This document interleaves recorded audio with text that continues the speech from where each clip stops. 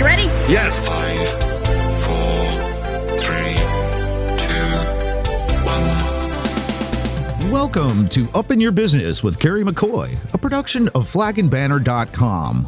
Through storytelling and conversational interviews, this weekly radio show offers listeners first-hand insight in starting and running a business, the ups and downs of risk-taking, and the commonalities of successful people. Connect with Kerry through her candid, often funny, and informative weekly blog, where you'll read and comment on life as wife, mother, daughter, and entrepreneur. And now it's time for Kerry McCoy to get all up in your business. I'm Kerry McCoy, and it's time for me to get up in your business. Get ready to have some listening fun today because Poolboy is in the house. What's up? Yes, my guest is local celebrity Poolboy from the Heather. You're using the term celebrity real fast and loose there. I am not. A celebrity. I am not. Celebrities don't have 2 and 3 and 4 jobs. But they have 2 names, which you have. Some do, unless you're Cher or Madonna. Don't start critique. Yeah, right. They actually have 2 names probably too. But don't start critiquing me already. He's already on me because, he's a radio show host. He's going to come in here and tell me everything I'm doing right and everything I'm doing wrong. Absolutely not. Oh, you do it the way you want to do it. That's what I've learned. I'm going to get advice from you today because this is a business advice show. Okay. So you are in the business. I can tell you what not to do. I can definitely do that. Uh-oh, that's going to be like everything I do. You're going to go, don't do that. Oh, Kerry, don't do that. Oh, don't do that. So anyway, my not celebrity Poolboy from the Heather and Poolboy radio show is on today. Thank you so much for having me. You're welcome. This is fun. It's nice to be able to sit back and not be the guy pressing the buttons and just getting to sit back and talk. This is great. You are going to have fun. I cannot be as good as Heather, though.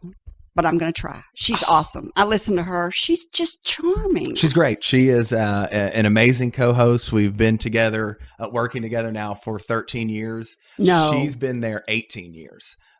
So I'm very blessed to get to work with her. We have a really good chemistry, and it makes my mornings fun. I look forward to going to work. You should. Yeah, you should. You should look forward to go to work. If you don't, quit. Oh, that is so true. I had to recently put together a grant for the Dreamland Ballroom, and you have to do all this reading and writing and research, and I hired somebody to help me because I just could not do it. It was so awful. I thought when it was finally over with and we mailed it off that night, I woke up the next day and thought, this must be what it's like to go to work every day at a job you don't like, that you're not good at. Because I am not good at writing grants. I was not good at doing the reading and the research and the writing of that grant. And it was grueling. I will say this. I know I said if you don't like your job, quit.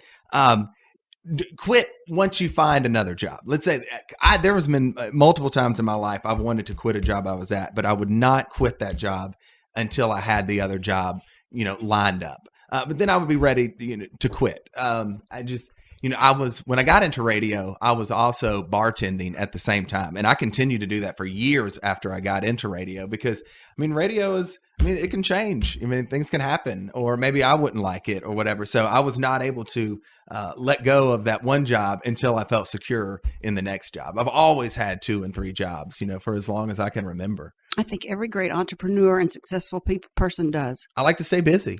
Yeah. And that's a lot of it. So hard worker. Sure. Yeah, absolutely. I think successful. The lady was on last week, Robbie Davis from Robbie Davis Insurance Agency. She said, there's no great, mystery to success. It's just working hard. That's it. Yeah. It really is. If you're laying on the couch, you're not going to get the job you may want. That's right. It's pretty simple. All right. Let me introduce you a little bit and tell people a little bit about you. Okay. You are the person that we all know and love. You're a Poolboy from the Heather and Poolboy morning show on Alice 107.7 in Little Rock, Arkansas, for those of you that aren't in Little Rock. And you are so genuinely fun and infectious that both the Arkansas Times and the Arkansas Democrat Gazette has voted you the best personality radio. That's right. That's awesome. That is amazing. You can read stats and whatever about how your radio station is performing, but it's awards like that the public, the community votes on. that kind of lets you know how you're doing and how well you're liked. And so to get those kind of accolades means so much more than, getting, a rating from a rating book or something like that, because people took the time to, fill out that form to say, oh, Heather and Poolboy show is my favorite. Love listening to them. Thriller Thursdays is awesome. Whatever that means a lot. So that is really, really, really cool. You also boast that you can eat 4.5 hot dogs in 7 minutes, that you once drank a half gallon of eggnog in 30 seconds, and that you are a 2-time winner of the Make-A-Wish Foundation lip sync battle. Correct. Yeah. I mean, look, you guys asked for this stuff. So I gave it to you. And I just try to come up with things that I have done. Yeah. I entered a hot dog eating contest one year in honor of the 4th of July Nathan's hot dog eating contest they do in Coney Island. And because I thought that I could do something, but no, I mean, but 4.5 I thought was a pretty dang good. I mean, you are not kidding. Couldn't you eat them still? Or are you sick of hot dogs? I'm sick of hot. I very rarely touch eggnog again after that. Within I'm not no lie. Within 15 minutes of doing that, you threw up. Yes, from both ends. I mean, it was horrible, and for not just once. I mean, it was all day. It was an all day thing. I mean, all ruined myself. Long. Yeah, Lionel Richie style, all night long. It was awful. It was a rough 2 days after that.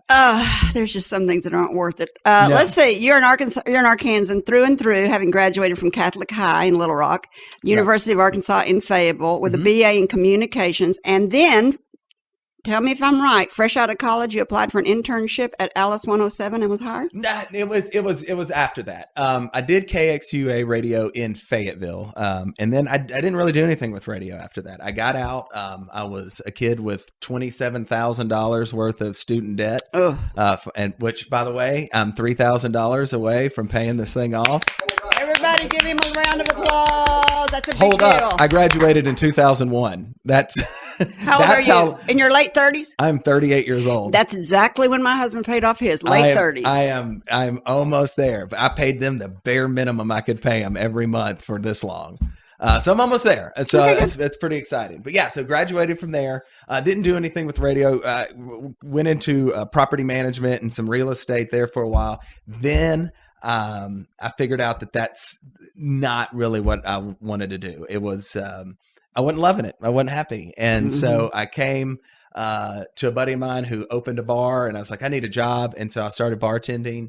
The girl I bartended with had a roommate, and she sent my application into the radio station. She to 107? Yeah, she obviously wanted better for me than to be a bartender. And so no, it was good. It's good. It's cool. No, absolutely. It's totally cool.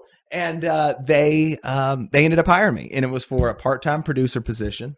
And that's how I got my start. And I worked year after year. I did anything that anybody would ever ask of me. I accepted little jobs here and there around the radio station that weren't necessarily in my wheelhouse, but I learned to do them. I was always willing to learn from somebody else that was around there, make myself more valuable. The more skills that I could pick up around the radio station, I felt the better. From running the board to working the front desk to going on a sales call to whatever it was, I was willing to learn. Because I just felt that the more knowledge I had, the more valuable I became to the company. Harder for them to fire me if I knew more stuff.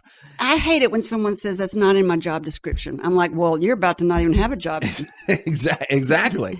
And so I hung around. Made yourself invaluable. And I did. And it was probably 3 years down the road when I got my first real contract. It wasn't much, but it was a contract. And I kept at it, and here it is 13 years later, and I have my name on the morning show with a wonderful co-host, and we're having an amazing time. So I remember actually when you first went on Alice, and I remember when you were just a part-time guy that would come on sometimes, and they do live remotes with you from places. And frankly, I just thought, wow, that guy is such a playboy. I think you were maybe back then. You're a married man now. We'll talk about that. Yep, sure. But DC left. It was the Heather and DC show. Originally. And then you had just made yourself so invaluable that DC left and they were like, come on, move on up the ladder, keep moving? Yeah. I mean, talk about right place, the right time. Me being familiar with the audience, I think helped and of course played a role in that. And, it was a real blow. But what was a blow? Well, just the mix up, the change up, what was going on. And then everything it changed. And, we were kind of in limbo of what was going to happen next. And so, but I was able to jump in and fill the shoes for the time being. And luckily it worked out. And Heather and I have a chemistry. And so you just kind of went in as to fill the shoes while they looked for somebody else? Yeah, that was, kind of. And they're like, why are we looking for somebody else? He's so good. Let's just keep him. Sure. Yeah, I guess. Yeah. And I was willing to do it for peanuts. Sometimes you have to start there, but you're not willing to do it for peanuts anymore. That's right. That's right. That's the way you have to start out sometimes, though. Is you kind of have. Sometimes I hear people say, "Well, I'm not taking that job because, I'm a college graduate and I should be making more than that, and I'm not going to take that job." And I think, and I think, get your foot in the door. Right. Always just get your foot in the door. Who's the man that owns Brookhouse? Warren Buffett. Mm-hmm. Warren Buffett gave this speech to Harvard. I was watching it one time, and it was a bunch of MBA students from Harvard. And they said, how should we get jobs after we graduate from Harvard? And he said, I would recommend finding the company you want to work for rather than going out and finding the job that pays you that much money. But find the company that fits your personality. Mm-hmm. Go to that company. Get a job. He said, even if it means sweeping the floors at that company, and start working really, really hard until they find out what a star you are, and you will move up the ladder there. Agreed. I thought that was great advice. I don't think that always people do it that way. They come out kind of and they let their ego get in the way, and they're like, I'm not going to take a $8 an hour job. Yeah. I'm worth more than that. Yeah. But I knew that going into the situation. I was not seasoned. I'd never hosted a full morning show, before. I was relatively new to everything. And, but I was willing to do whatever I had to do to do the job. And I was willing to prove myself. I knew that I had it in me. I knew that I could do good things with the opportunity. And so I did. So I just took it and took it. You're one of the few people I know that actually went to school and got a degree in something that they're doing as a career later. Well, I didn't start out doing it that way. I chose communications because it was easy. He's so honest. I love it. I went to college to party. I'm not going to lie. I was looking forward to, I'd been at Catholic High, had my hair cut a certain way, wore the khakis and ties for 4 years, hadn't seen a girl in 4 years. I was ready to go to college and just, live it up. And of course I was interested in radio and television and acting and things like that. And communication seemed like a natural fit for me. I figured, hey, this is going to be great. This is going to be a lot of me standing in front of classes and talking at you and doing oral presentations and not writing and doing research and stuff like that. And it was, and that was perfect for me. I could do that all day long. I could stand up in a class and, half hungover and, give you an exam worthy answer. And so it worked out. It worked out for me. I love you. All right. I love your honesty. All right. Let's take a quick break. When we come back, Poolboy is going to tell us how he got his name, and maybe he'll reveal his real name. We'll also get his take on married life, parenting, and what it's like to live in the public eye. You're listening to Up in Your Business with Kerry McCoy. If you miss any part of this show, a podcast will be made available next week at flagandbanner.com's website. If you prefer to listen on iTunes or YouTube, you'll also find those links there. Lots of listening options. You're listening to Up in Your Business with me, Kerry McCoy. I'm speaking today with, I can't say local celebrity. How about radio personality? Sure. Poolboy from the morning show, Heather and Poolboy on Alice 107.7 in Little Rock, Arkansas. Let's get up in my biz. Okay, here you go. My biz is cold. The temperature dropped big time out there. It did. You said my alarm goes off at 3:20. I get to the radio station at 4:15. Then I plan for the day's show at 6 o'clock, the Heather and Poolboy show begins, and we go from there. Most people listen for about 10 or 15 minutes during their commute. My job is to make you laugh, get listeners into a good mood for work. So you prep for 2 hours before the show? Mm-hmm. About what? Well, I mean, all kinds of stuff. You have a lot of content.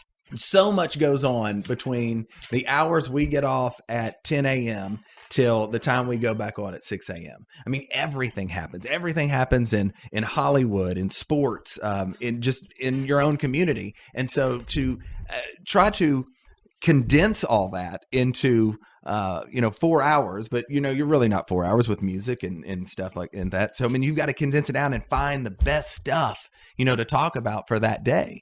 And so I get up. Well, first of all, I have to wake up. And so getting there, I mean, that's all part of it. So it's not like I sit down at 4:15 and then I'm, just doing nothing but research. But it's talking with the other jocks that are there in the station, because we've got 8 other radio stations in our building, and so there's other people that are there, and so we're talking, and we use them as sounding boards for topics, or something that might have happened to them, or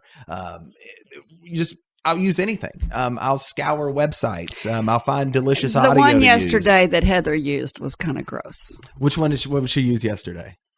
But I did like the ones about the facial recognition for smiling for cancer patients. That was good. Mm-hmm.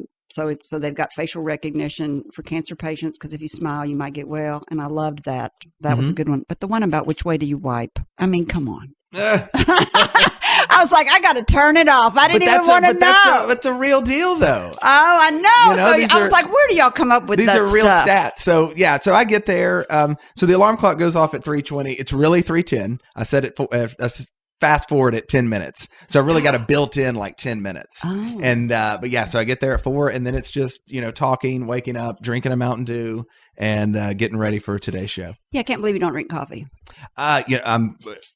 Heather and I are rare breeds. I think we're the Heather doesn't either? No, I think we're the only 2 in the building that do not drink coffee. I mean, there are guys there that crush it all day long. I mean, 3 o'clock, 4 o'clock in the afternoon, they're still hitting cups of coffee. It's probably why you don't have bad breath.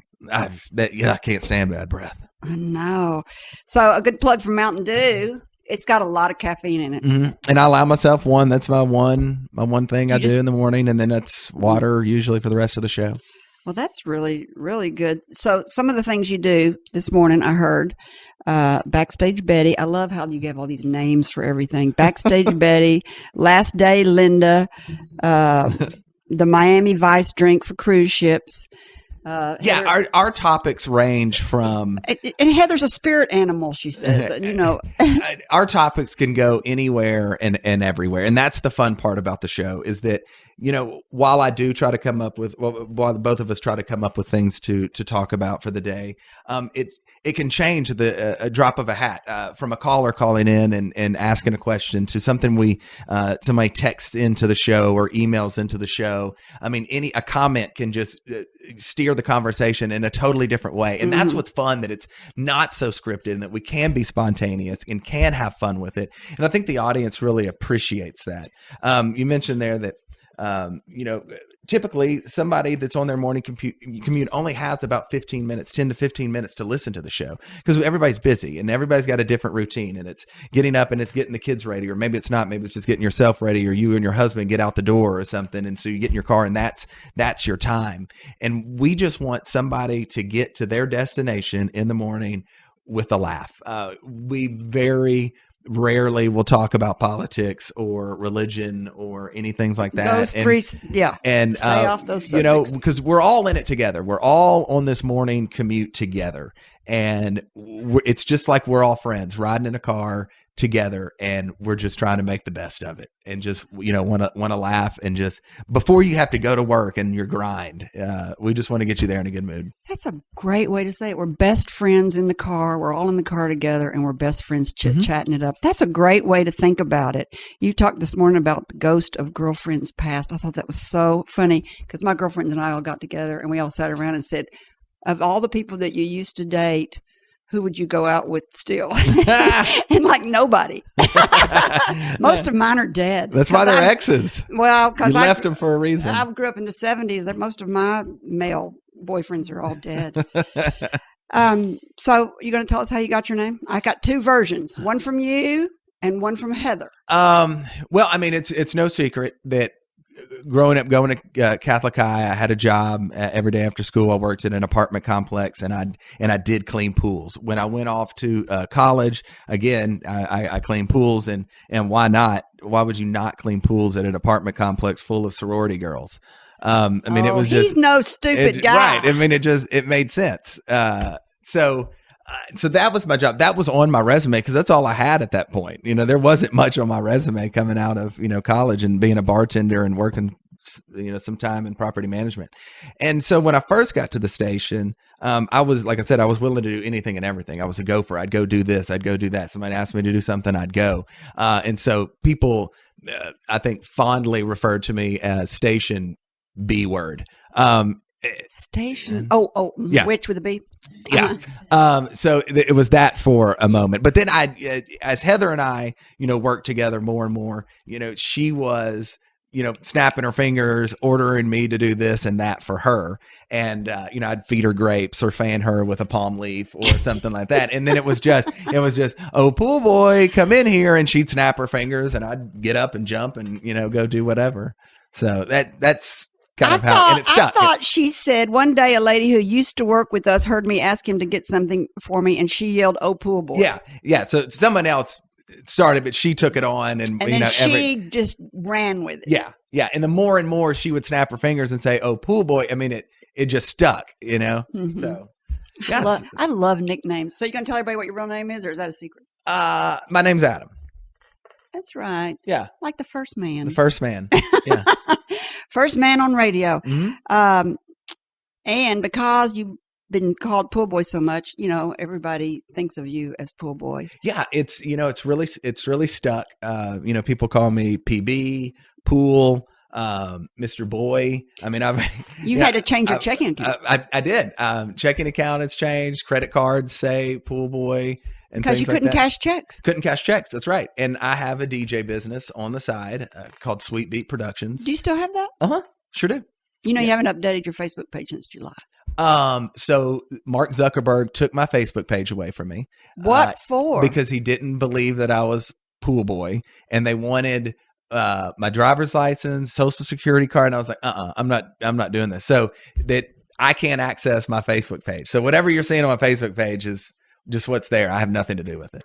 Are you kidding me? I'm not kidding. I have never had anybody say that to me ever. Yeah. So yanked it away from me, or I can't get access to it unless I give them social security number and my photo. What ID. were you doing that was out of line? I don't know. No clue. Just because it's in Pool Boy's name. What's wrong with Pool Boy? I don't know. Why some band can be named, Fight the Machine or whatever, and I can't be Pool Boy. I don't know. So I'm not worried about it. Well, I am. I'm dying to know why now. I'm going to have to do some research and figure that out. That's bizarre. I know, really, it is. So what does your business do? So I'm just a DJ. I'll DJ. I have a partner, Johnny Jackson. He's on the air right after Heather and I in the morning, and we'll do weddings, parties, fundraisers. How can you do that and go to work at 3:30 in the morning? Well, I typically don't do anything during the week. I'll do weekend stuff, Friday, Saturday nights, if I've got the time or need or want. You are such a hard worker. Well, I mean, I tell you this, I feel like it's a privilege to be invited to be a part of somebody's wedding. It is. And I've been at so many weddings where the DJ, just plain sucked. Can I say that? Yeah. My bad. Okay. No, you can't. And it was just horrible. And that's, a bride, this is the day that she's thought about her entire life. And this day's got to be perfect. And if you want it to be a party, well, I want you to make it a party, and I want to help make it a party, and I want to help make it great. And I don't, I want to give everybody what they want, and I want people, I want to get butts out of the seats. I want people dancing, throwing drinks back. But if you don't do that, that's cool too, whatever. But it's fun, and I enjoy it, and I like to make that day, be amazing. You are like a man with a uterus. He is the most sensitive guy I've ever known. You are really sensitive. Right now, I want you to tell us your on-air contest for your tattoo and how it happened. Which one? Which one? There's How 12. many you got? There's What? You then have to run a contest every 6 months? Or something? No, they're all actually results from lost bets. So every time you get drunk and make a bet with somebody, it's about a tattoo? Somehow it turns into that. But it's been a while since I've gotten one. I mean, it's probably been 3 years since I lost my last bet. Oh, you're growing up. I guess. I don't know. I'm always, I guess willing, I guess. Tell us your favorite tattoo story. The Catholic High one? The Catholic High one, I bet the principal of Catholic High that I would beat him in the Rocket 5K. And the loser, if I lost, that I would get a rocket tattooed on my arm as drawn by a girl from Mount St. Mary's. And so, sure enough, the older principal beat me, and I ended up having to get a rocket tattoo, and it's now on my forearm or on my bicep. You like it?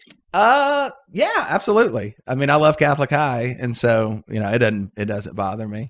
The one that bothers my mom is the unicorn in rays of sunshine dancing on a cloud that is on my right butt cheek. I was about to say on your ass. Yeah. That's not her favorite. My favorite, I think, is Little Caesar that I have on the inside of my arm. That's probably my favorite. How'd you lose that one? Well, that one was, I had a weight loss team and we called ourselves the Hot and Readies. And I said, we were losing in this. It was kind of like a Biggest Loser type of competition where we weighed ourselves every week. And I said, we got to get it in gear, guys. I said, every week you guys come in underweight, I will get a new piece of the Little Caesar guy tattooed on me. And so they came in, they did their work, they put their time in the gym, and they showed up and they lost weight. They didn't gain any. And I'd go back to my guy at Noma's Tattoos, and he would give me a new piece of the Little Caesar guy. And Little Caesar pizza? Pizza guy. Oh my So he's in a little toga. He's got the spear with 2 pizzas on it. And every week he'd come back and fill in a little bit more, draw the arm. And you could be on their commercial. You think it would give me more free pizzas? You would think so. But it doesn't. I mean, I've gone into the restaurant wearing tank tops and everything and just flexing, but nothing. Nothing. Not even a crazy bread. Right? All right. Now we're going to take a break. And when we come back, we're going to continue our conversation with Poolboy. He's going to tell us some of his favorite stories, one of which is the story of your first date with your wife and how you asked your wife to marry you. And then we'll hear a little bit about about being a dad and your son. And we'll get DJ tips on how to get started in the business. You're listening to Up in Your Business with Kerry McCoy. If you miss any part of this show, a podcast will be made available next week on flagandbanner.com's website. If you prefer to listen on iTunes or YouTube, you'll find those links there as well. Lots of listening options. We'll be right back. You're listening to Up in Your Business with me, Kerry McCoy. I'm speaking today with radio personality Poolboy from the morning show Heather and Poolboy on Alice 107.7, Little Rock, Arkansas. All right, when I first met you, I called you and asked you if you would be a DJ for Dancing into Dreamland, our fundraiser to try and get an elevator for the Dreamland Ballroom. And you said, oh, yes, I would just love to. I love dancing. And you told me the story of the first date with your wife. So my wife and I actually met. We were both on a committee for the Children's Protection Center. That's how we met. At first, I kind of thought she had a little RBF. What's that mean? Resting bee face. I got to get up in the lingo. Okay. And I thought she was kind of standoffish, and then. I don't know. The more and more we worked together and worked on this committee together, we got to know each other. And then I asked her out, and she, said no or had something come up. And I, asked her out again, and she said no, and something would come up, and then so I gave it like one last ditch effort. And there was other powers working against me. I think she heard stories about who I was and things like that. And so I think so with good reason, I thought she was probably a little standoffish, but I wasn't willing to give up quite yet. So I knew that if I could, this is going to sound weird, but I knew if I could get her alone and let her see me, I knew that we might hit it off. And so I wanted to do have a fun date for her to get to know me and get to see a different side of me than what she probably heard on the radio. And so I had some friends at Fred Astaire Dance Studio where I had taken some dance lessons in the past for a competition, which resulted in me getting a pink unicorn tattooed on my butt. Lost that competition to Meredith Mitchell from Channel 11. And so that's why I've got that one. And so I'd found out that Jenny, that's my wife's name, her favorite song at the time was a song called Like a G6. Which is this, you remember that song? Y'all remember that song? Like a G6. Everybody's nodding their head. Yeah. And it was just one of those songs. It was just at the moment, that's her song. And so I go to my friends at Fred Astaire Dance Studio, Chris and Malia, and I said, what dance would you do to Like a G? Because you can ballroom dance to just about anything. Right. It's just, and these dancers know what kind of beat that is. If you've watched Dancing with the Stars, you know that they dance to anything and everything. And so they worked up a dance for that song. And so I took Jenny to the dance studio for a dance lesson for our first date. And we got in there and I think they put some shoes on her, some dance heels or something. And then they put on Like a G6 and she was like, what? and it was just kind of funny. And so there was a laugh there. I got to touch her, not in like a creepy way at all, but like, you know how it is. Like when you went out on that first date and or maybe it was a second date and you ushered the lady in with your hand on the small of her back, or it was, you held hands or you put your arm, you had that moment. And I knew that if I could I knew that I wanted to touch her, but again, and I know it sounds like a creepy way, but I wanted to dance with her. I wanted to hold her. Uh-huh. And that's what that dance lesson just took down all the walls, I guess, kind of between us. And we were just able to be, Poolboy and Jenny, Adam and Jenny. And it was a moment that we had, and it was awesome. And the rest is history. Rest is history. We've been together ever since that day.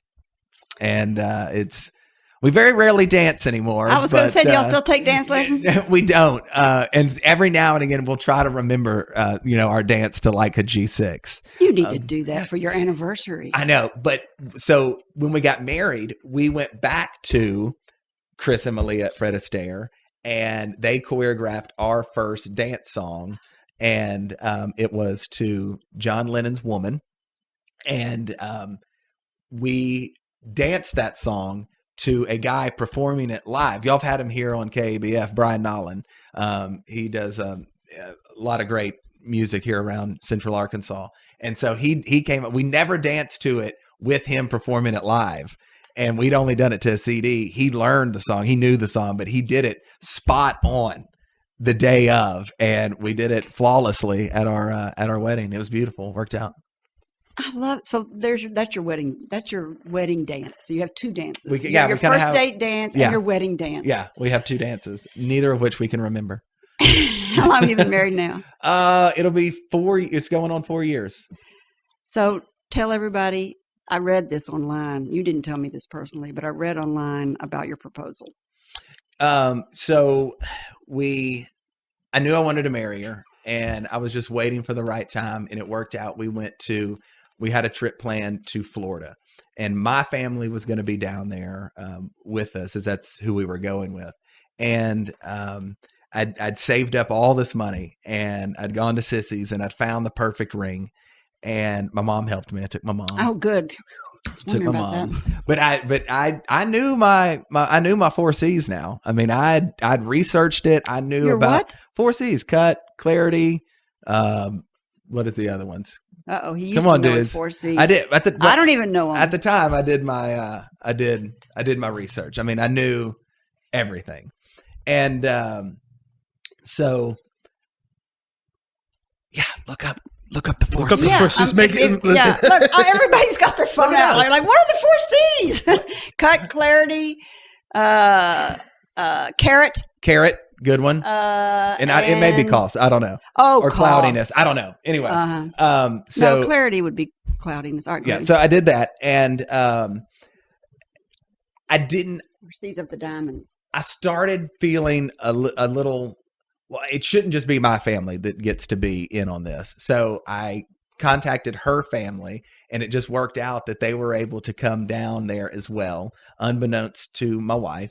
And we went out to have dinner, and then we had dinner, and we came back to the condo, and I said, hey, let's ditch the rest of the family, and let's go walk on the beach, and go down to the bar down there and get a drink or something. And so we're walking, and I was looking for a place to do it. There was just so many people around, catching sand crabs at night and stuff like that. Kids running off. I was like, oh man, I don't want an audience when I do this. And so luckily there was like a house that was being remodeled right there on the beach. And so there was nobody, of course, at that house at the time. So that beach space in front of that house was empty. And so we kind of walked up there, and I was like, hey, look at this house. Wouldn't this be neat if we owned this, blah, blah, blah. And then she looked off in the distance at the, something at the waves. And then when she turned around, I was on one knee holding the diamond and thinking, God, don't drop this in the sand. And she said yes. And then she said, well, let's go back and, tell your family. Do they know? And I was like, no, they don't know anything. And what, of course they knew it all. And then, so we get back to the condo, and then we come up the stairs, and there's her family and my family.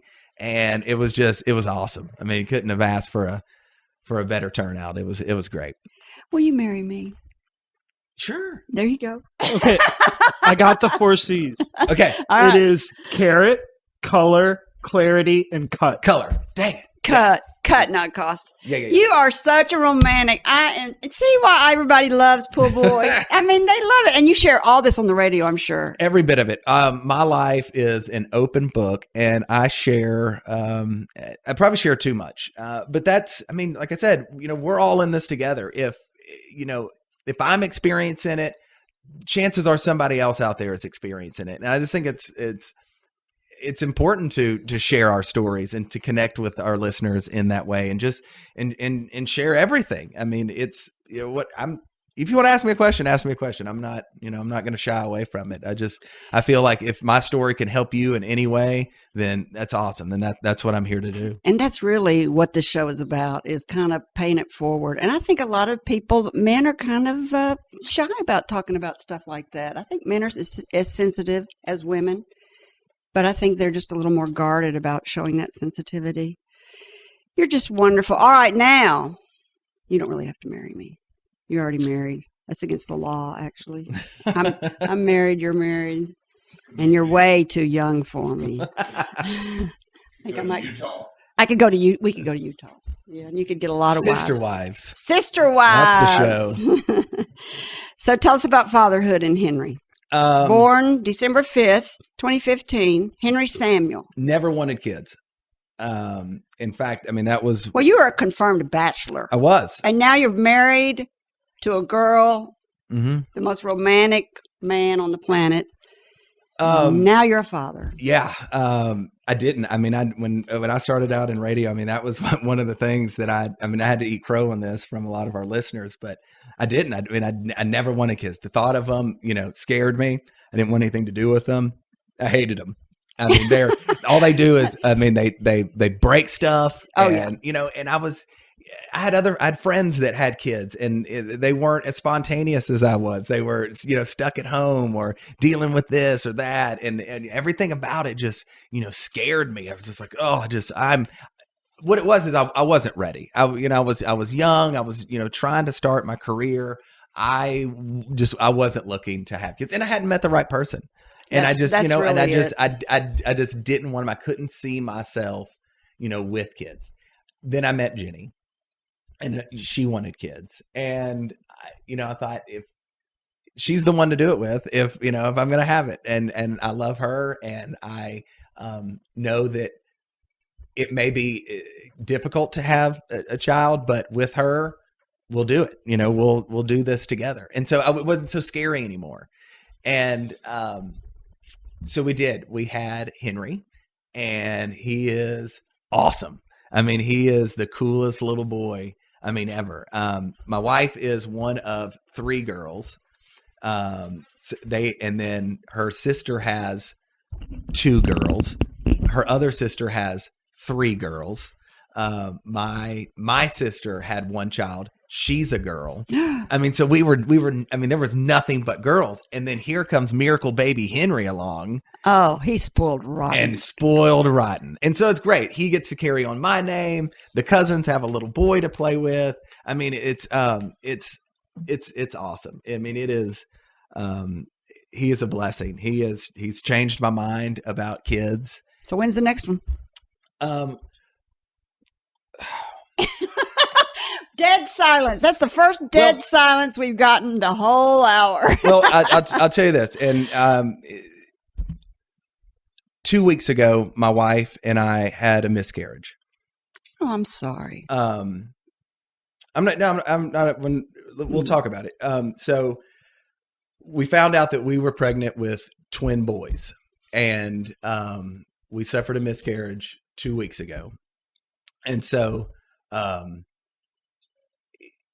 it's been difficult, as you can imagine, but we're getting through it with other people's stories of having a miscarriage. It is, you think when it happens to you, at first you think you're alone and you're like, why is this happening to me?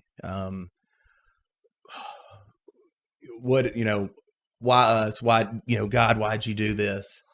And then your friends and your family, start reaching out to you, and you start hearing their stories, and you learn that it happens to 1 in 4 women, and that it's sad, and people's stories help, and it's therapeutic, because otherwise, you're just stuck with your own thoughts. And I was having, thoughts about it, like, are my doubts what caused this to happen? Because I was worrying that my wife and I couldn't handle having 2 twin babies with a toddler at home. Am I at fault for this? Did I add stress on to my wife? I mean, these are all thoughts and emotions that I was, dealing with. And if it weren't for family and friends, and I mean, I even had listeners reach out to me with their stories, and those are getting us through this difficult time right now. So if you are going through this, know that you are not alone, and that this happens, and it's okay to grieve, and it is okay to be sad, but know that it'll get better, and all is not lost.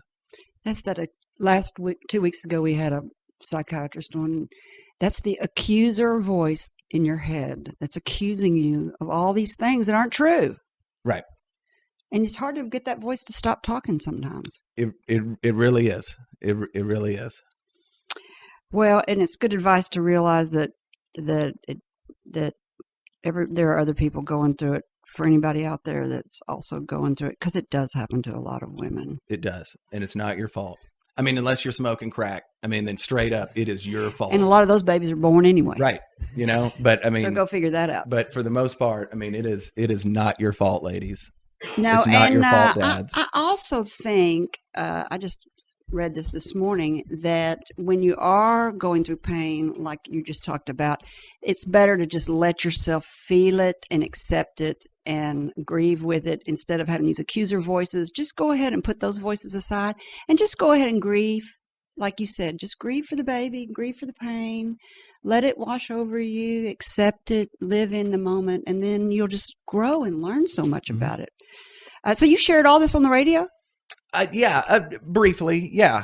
Because I was absent, from my job, and I felt I owed the audience an explanation of why I was gone. I mean, I'm a part of their life, they're a part of mine, and so I felt it was only fitting. And again, because I know that somebody else out there was going through it, and maybe they didn't have anybody, and so maybe my story helped them a little bit. Mm-hmm. They might not have had a mother who had gone through it, or a sister, or a friend, and they've got nobody. Mm-hmm.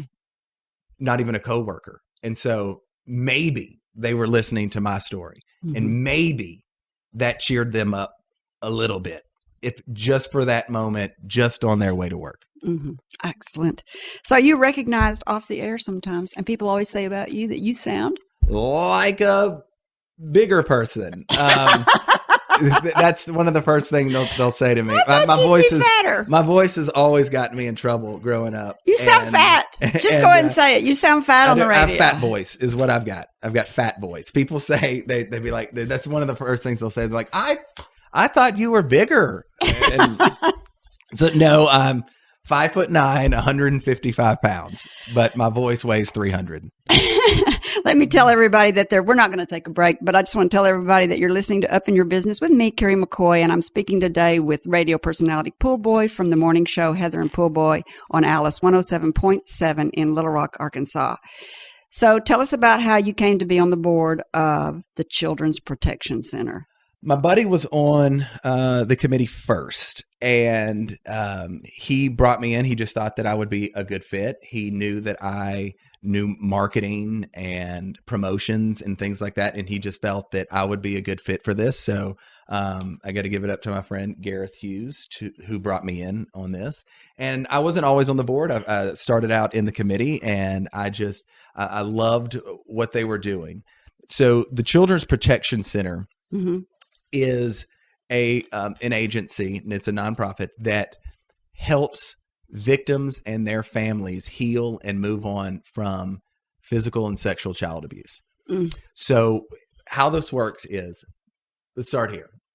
In 2016, there were over 1,000 cases of reported child abuse in Pulaski County alone. How many?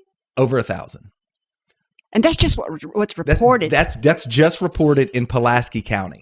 The Children's Protection Center was able to see about 254 of those cases.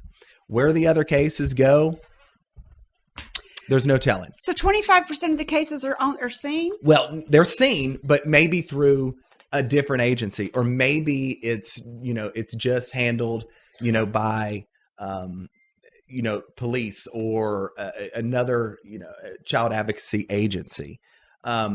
But what the Children's Protection Center does, it's a complete place for a child to get help.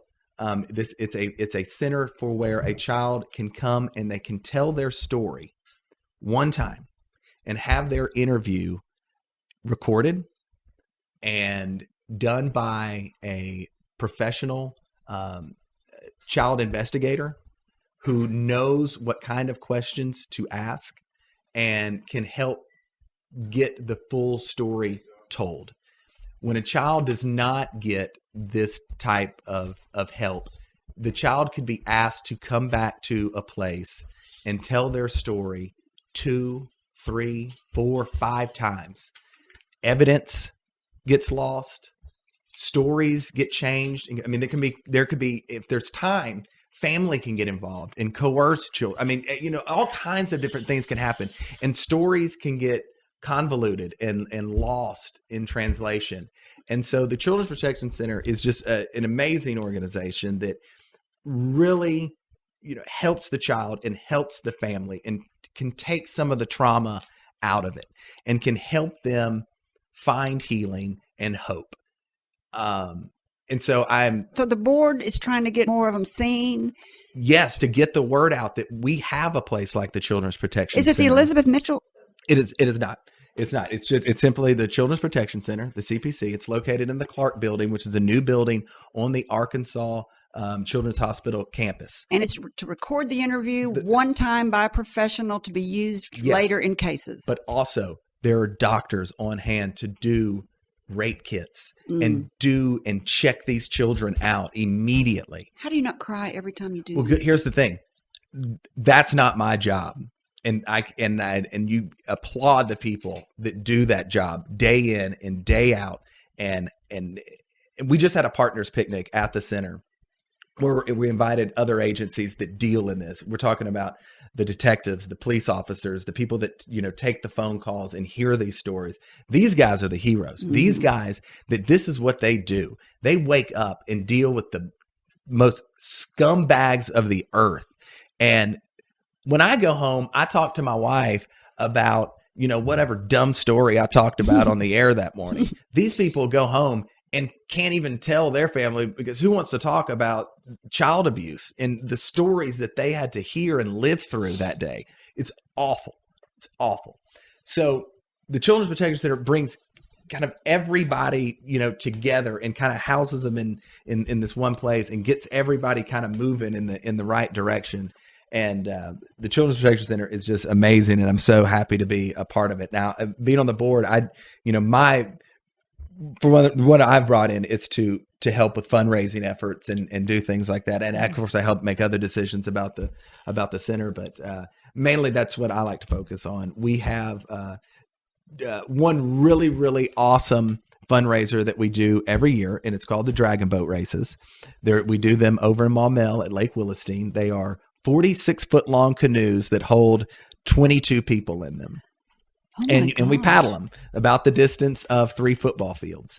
And it's an amazing day. I mean, if anything, Little Rock has got enough silent auctions and crawfish boils and 4-man scramble golf tournaments. Yes. I mean, we are filled up on them, and they are awesome, and they do a lot of great things. But we were looking for something different. We were looking for something, different and fun to do that hadn't been done in Arkansas ever before. And Dragon Boat Racing had never been done.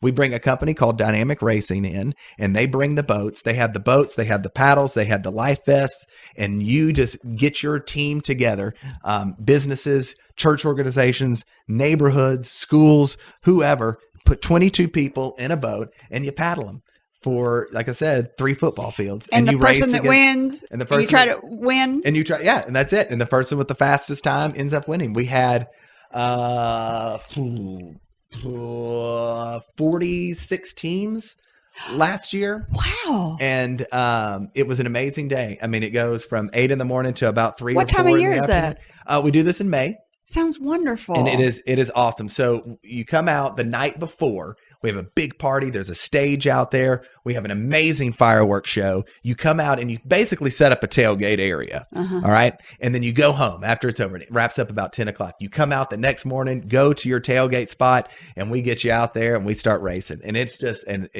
awesome day. And it raises a lot of money. We raised over $162,000 last year, all for the Children's Protection Center. And I can't tell you how much of a difference that money makes. That provides counseling for these children. It's an amazing. So Flag and Banner.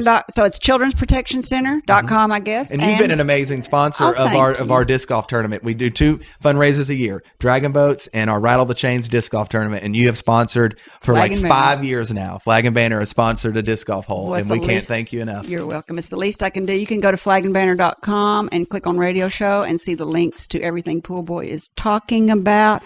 Who's our guest next week, Tim? It's going to be Ed Haddock from the Arkansas Small Business Administration. Yeah, if you're an entrepreneur or you want to become an entrepreneur, he's going to give us tips and a roadmap on how to do that. Thank you, Poolboy. I cannot thank you enough. Thank you so much for having me. This is wonderful. You are a dear. And I'm going to see you Friday night at Dancing into Dreamland. And for coming on the show, look what you get. You get an Arkansas Razorback.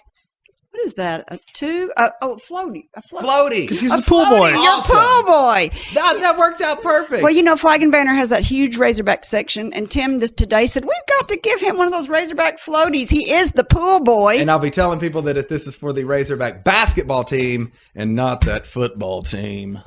Oh. That's a topic for another day. We have like 3 topics we could have talked about today that we did not get to. So I want to tell my listeners, if you have a great entrepreneurial story you would like to share, I'd love to hear from you. Send a brief bio and your contact info to questions@upyourbusiness.org and someone will be in touch. And finally, thank you for spending time with me. If you think this program's been about you, you're right, but it's also been for me. Thank you for letting me fulfill my destiny.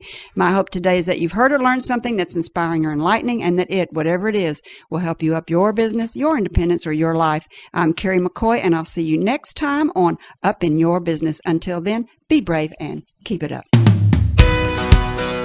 You've been listening to Up in Your Business with Kerry McCoy, a production of flagandbanner.com. If you miss any part of the show or want to learn more about UIYB, go to flagandbanner.com and click on Radio Show. Like us on Facebook or subscribe to her weekly podcast wherever you like to listen. All interviews are recorded and posted the following week with links to resources you heard discussed on today's show. Underwriting opportunities available upon request. Kerry's goal is to help you live the American dream.